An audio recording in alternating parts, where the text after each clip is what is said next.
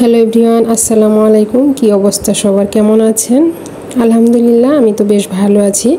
আপনাদের মাঝে আবারও নতুন একটা ভিডিও নিয়ে এসেছি। বেশ অনেক দিন থেকে আমি ইউটিউব থেকে একদম দূরে ছিলাম, কারণ আমি সময় পাচ্ছিলাম না। তো এখন থেকে ভাবছি একটু অ্যাক্টিভ থাকবো।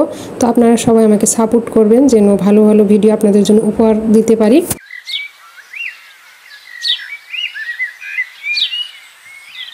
আমার প্রতিদিনের সকালটা শুরু হয় আমার সুন্দর বেলকনি দিয়ে। তো আমার বেলকনিতে বেশ কিছু গাছ আছে, সেগুলো আমি সকালে উঠে আগে পানি দিয়ে নিই। তো গাছগুলোকে যদি আমি যত্ন না করি দেখা যায় একদম নষ্ট হয়ে যাবে। যেহেতু আমরা ঢাকায় শিফট হয়েছি তাই গাছগুলোকে আমি ভালোভাবে যত্ন নিচ্ছি। তো সকালে উঠে গাছগুলোকে সব পানি দিয়ে নিলাম, আর এদিকে আমি এখন বিছানাটা গুছিয়ে নেব। আমার অন্য রুমে যে আমার বেডরুম আছে তো সেটাতে বেবিকে ঘুম পাড়িয়ে দিয়েছি, তাই ভাবলাম সেটা তো আর গুছানো হবে না। তো এখন আমি চিন্তা করলাম যে অন্য রুমের বেডরুমটা গুছিয়ে নেই। তো এই তো চলে এসেছি রুমে, আর রুমে এসে এখন আমি সবগুলো সুন্দর করে একটু গুছিয়ে নিয়েছি। আর আমার এই বেডটা আগেই পাতা ছিল, ভাবলাম যে আজ উঠাবো না, অন্যদিন উঠিয়ে নিব। যেহেতু আমি এই রুমে তেমন একটা আসি না, কারণ যখন মেহমান আসে তখনই আসা হয়, আর যখন টুকটাক আমার কাজ থাকে তখন চলে আসি এখানে। যেহেতু এই রুমে আমার সেলাই মেশিনটা আছে, তাই অনেক সময় দেখা যায় যখন সেলাইয়ের কাজ করি তখনই শুধু এই রুমে আসা হয়।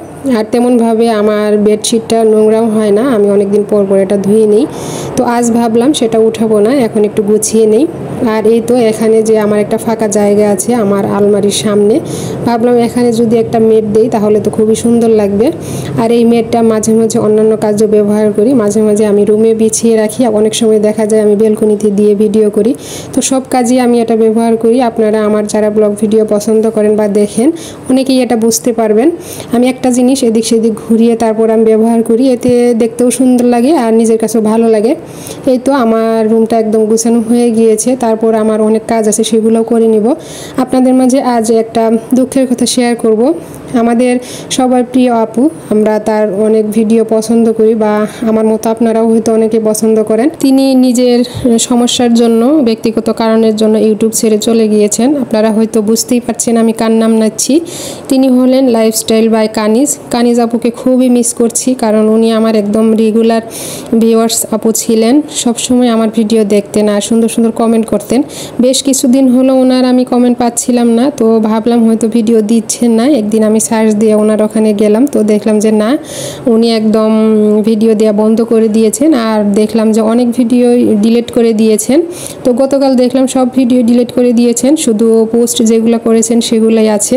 তো খুবই খারাপ লাগলো আপুর জন্য। তিনি এত সুন্দর একজন মনের মানুষ ছিলেন, আর অনেক সুন্দর সুন্দর ব্লগ ভিডিও তিনি আপলোড দিতেন, যা দেখে আমরা খুবই উৎসাহিত হয়েছি। আর ওনাকে দেখে আমরা অনেক কিছু শিখেছি, আমরা যারা নতুন আছি। তো আপুকে দেখে আমি কিন্তু অনেক কিছুই শিখেছি। আপুর কথা বলার ধরন, কাজের ধরন, ওনার সব কিছুই আমার কাছে এতটাই ভালো লেগেছে। তো এখন আপুকে খুবই মিস করব। আমার মতো যারা আপনারা কানিজ আপুকে ভালোবাসেন বা পছন্দ করেন, ওনার ব্লগ ভিডিওগুলো দেখেছেন, তারা তো অবশ্যই বুঝতে পারবেন উনি কেমন ধরনের মানুষ।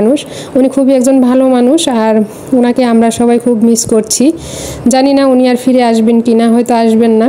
তো যাই হোক না, যদি আসেন তাও কিছুই করার নেই, কারণ আমাদের সবাইকে একদিন না একদিন এখান থেকে চলে যেতেই হবে। তো উনি কিন্তু একজন সফল একজন হয়েছিলেন, তারপরে উনি চলে গিয়েছেন। তো যাই হোক, আল্লাহ তাআলা ওনার পরিবারকে, ওনাকে সুস্থ রাখুক, ভালো রাখুক। আমরা এখন এই দোয়া ওনার জন্য করব যেন উনি ভালো থাকেন। তবে আপুর কথা খুবই মনে পড়বে, যখনই আমার মনে হয় খুবই খারাপ লাগে আপুর জন্য। যাক, কি আর করার, কিছুই করার নেই। এখন ওনার ব্যক্তিগত কারণে উনি চলে গিয়েছেন। সবাই আপুর জন্য দোয়া করবেন, উনি যেন ভালো থাকেন, সুস্থ থাকেন। এই তো আপনাদের সঙ্গে গল্প করতে করতে আমি অলরেডি অনেক কাজ করে নিয়েছি। আমি কিন্তু সকালে নাস্তাটা করে নিয়েছি। আপনারা আম দুধ খেতে কে পছন্দ করেন? আমি ভাত দিয়ে তেমন একটা খাই না, তবে মুড়ি হলে আমার কাছে খুবই ভালো লাগে। মাঝে মধ্যে আমি এইভাবে মুড়ি দিয়ে তারপর আম দিয়ে দুধ দিয়ে খেয়ে থাকি। আর তো সকালে নাস্তাটা করে নিয়ে আমি আমার বেডরুমের যে পর্দাগুলো আছে সেগুলো এখন সুন্দর করে একটু সাজিয়ে নিলাম। এই সুন্দর সুন্দর বেল্ট আমি নিয়েছি। তো নিয়েছি বললে ভুল হবে, এক আপু আমাকে এটা পিয়ার পাঠিয়েছিলেন, তো ওনাকে অনেক ধন্যবাদ। আমি ওনাদের পেজ লিঙ্কটা আমি ডেসক্রিপশন বক্সে দিয়ে দিব, চাইলে আপনারাও নিতে পারেন। তো আজকের ব্লগটা আমি এখানে শেষ করছি। এখন আমি সন্ধ্যার সময়, তো চা খেতে খেতে আপনাদের কাছে বিদায় নিচ্ছি। সবাই ভালো থাকবেন, সুস্থ থাকবেন। আসসালামু আলাইকুম, আল্লাহ হাফেজ।